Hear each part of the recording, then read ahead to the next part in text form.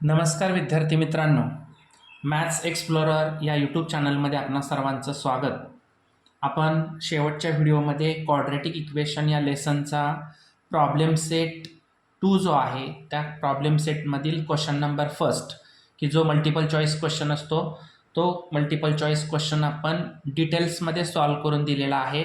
तुम्हाला जर तो क्वेश्चन हवा असेल तर आपल्या यूट्यूब चॅनलवरती आपण अपलोड केलेला आहे. सो सेकंड नंबर क्वेश्चन आपण आता पाहतोय. Which of the following equations is the quadratic.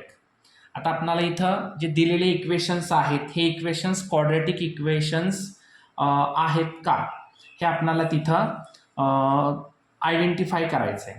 So first of all equation जर आपण काळजीपूर्वक ऑब्झर्व केलं x² + 2x + 11 तर त्या इक्वेशनसाठी आपण सुरुवातीलाच टॉपिकची सुरुवात करत असतानाच आपण how to identify the quadratic equation हे पाहिलेलं होतं की त्याच्यामध्ये 3 इम्पॉर्टंट रूल होते.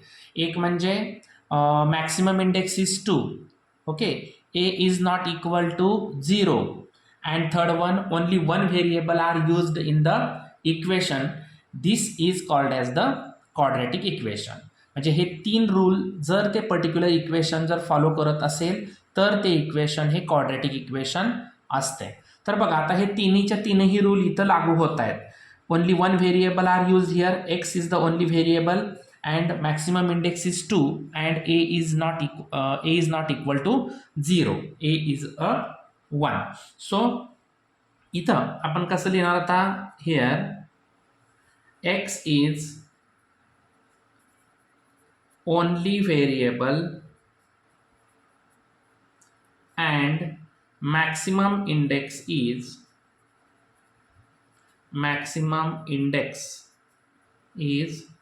2. Okay, therefore it is a quadratic equation.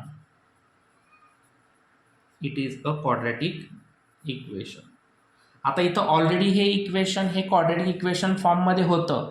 बहुतांश वेळा असं होतं की ते इक्वेशन आपल्याला थोडंसं प्रिपेअर करावं लागतं, तयार करून नंतर मग ते आयडेंटिफाय करायचं की ते इक्वेशन क्वाड्रॅटिक इक्वेशन आहे की नाही ते.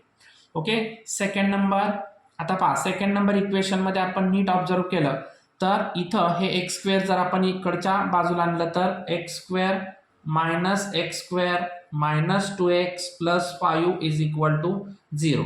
सो +x² - x² इथं कॅन्सल झाले तरी राहिलं काय 2x + 5 is equal to 0. So आता पहा आपल्याला सगळ्यात महत्त्वाचा रूल की इथं मॅक्सिमम इंडेक्स हा 2 असणं अपेक्षित असतं पण इथं 1 आहे. याचा अर्थ हे क्वाड्रॅटिक इक्वेशन नाही. म्हणून इथं लिहिताना कसं लिहिणार here x is only variable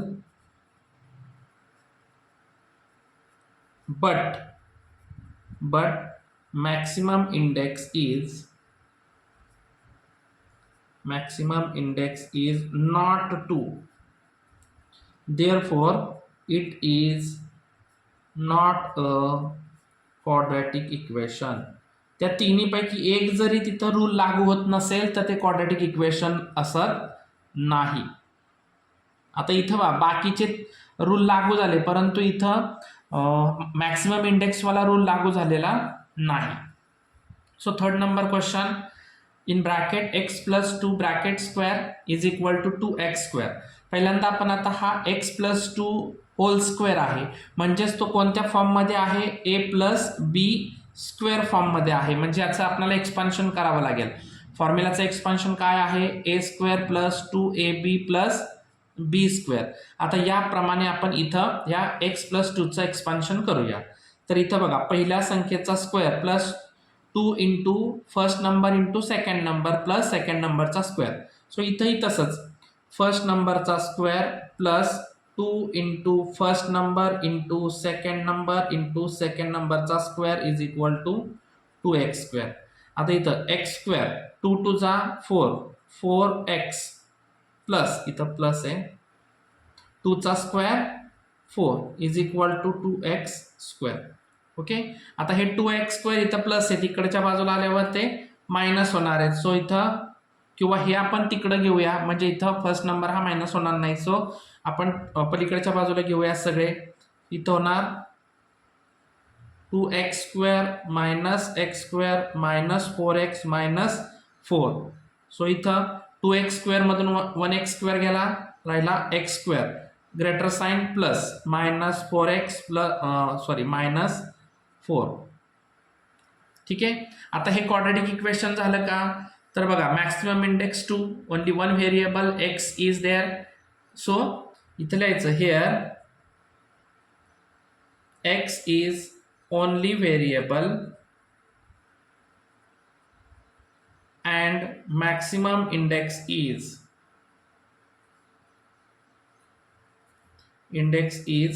2. Therefore it is a quadratic equation. It is a quadratic equation. म्हणजे कधी कधी एखादं दिलेलं एक्झाम्पल हे पूर्णतः तयार म्हणजे करून दिलेलं नसतं, ते आपल्याला तिथं रेडी करावं लागतं आणि मग त्याच्यावरून आपल्याला आयडेंटिफाय करता येतं. So this is the question number 2. Next question number 3. What is the question number 3? Find the value of discriminant for each of the following equation. म्हणजे आपल्याला इथं डिस्क्रिमिनंटची व्हॅल्यू म्हणजे डेल्टाची व्हॅल्यू म्हणजेच b² मायनस 4ac ची value आपल्याला इथं find out करायची. मग डिस्क्रिमिनंट व्हॅल्यू फाइंड आउट करत असताना पहिल्यांदा आपण कम्पेअर करतो. कोणाशी कम्पेअर करावं लागणार? कम्पेअर विथ याचा general form ay² plus by plus c is equal to 0. Variable y आहे म्हणून. Therefore a is equal to 2, b is equal to minus 1 and c is equal to 2. Therefore b² minus 4ac is equal to b ची value आहे minus 1, minus 1 चा square minus 4 into a ची value 2, c ची सुद्धा value 2, minus 1 चा square plus 1, 4 2 जा 8, minus 8 into 2 minus 16. So इथे value आली -15. आता इथं व्हॅल्यू -15 आलेली आहे. मग -15 आता पुढे आपल्याला याचं काही नेचर वगैरे फाइंड आउट करायची गरज नाही आहे.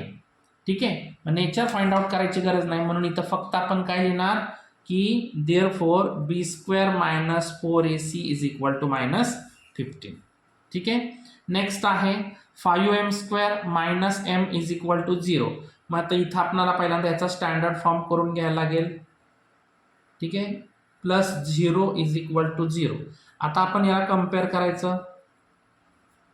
Compare with am² plus bm plus c is equal to 0. So a is equal to 5, b is equal to -1 and c is equal to 0.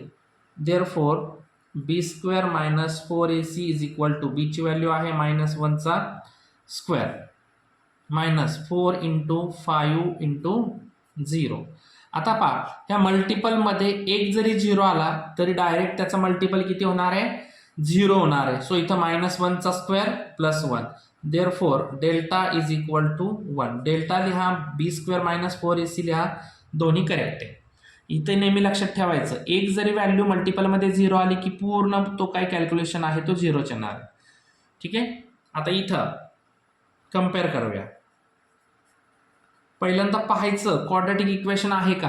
हे क्वाड्रॅटिक इक्वेशन आहे कारण व्हेरिएबल एकच आहे, मॅक्सिमम इंडेक्स 2 आहे आणि इथं a ची व्हॅल्यू 0 नाही आहे म्हणून सॉल्व्ह करायला घ्यायचं. आता ax² plus bx plus c is equal to 0. So a is equal to √5, b is equal to -1 and c is equal to -√5. Okay. आता पहा b² मायनस 4ac ची आपल्याला व्हॅल्यू काढायची. b ची व्हॅल्यू आहे -1 चा स्क्वेअर मायनस 4 इंटू a ची value आहे √5 आणि c ची व्हॅल्यू आहे -√5. सो -1 चा स्क्वेअर प्लस 1, इथं -4 ॲज इट इज लिहिलं आणि इथं मल्टिपल √5 इंटू मायनस √5. √5 आणि √5चा मल्टिपल होतं 5 आणि मायनस असल्यामुळे -5. ओके. सो 1 4 5 जा minus plus 20. So 21. Delta is equal to 21. अशा पद्धतीने हे क्वेश्चन नंबर 3 चे 3 क्वेश्चन्स आपण इथं सॉल्व्ह केलेले आहेत. Next question number 4. What is the question number 4?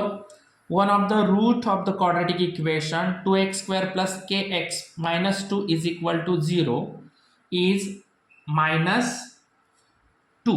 आता इथं आपणाला जो रूट आहे तो रूट दिलेला आहे, तो किती दिलाय रूट -2 दिलेला आहे आणि त्याच्यावरून आपल्याला सांगितलंय की के ची व्हॅल्यू फाइंड आउट करायची आहे. मी पुन्हा एकदा दिलेले इक्वेशन राईट डाऊन करतो. kx -2 is equal to 0. आता इथं रूट जो आहे तो -2 दिलेला आहे, याचा अर्थ आपल्याला इथं x ची व्हॅल्यू किती घ्यावी लागणार आहे -2. Therefore put x is equal to -2 in equation. आता या इक्वेशन मध्ये आपण x is equal to -2 value टाकूया, नंतर फाइंड आउट करूया k ची value. 2x square plus kx -2 is equal to 0. So 2 into -2 चा square plus k into -2 is equal to 0. आता इथं बघा 2 into -2 चा square plus 4, okay, plus -2 into k -2k -2 is equal to 0. 4 2 जा 8 plus -2k -2 is equal to 0.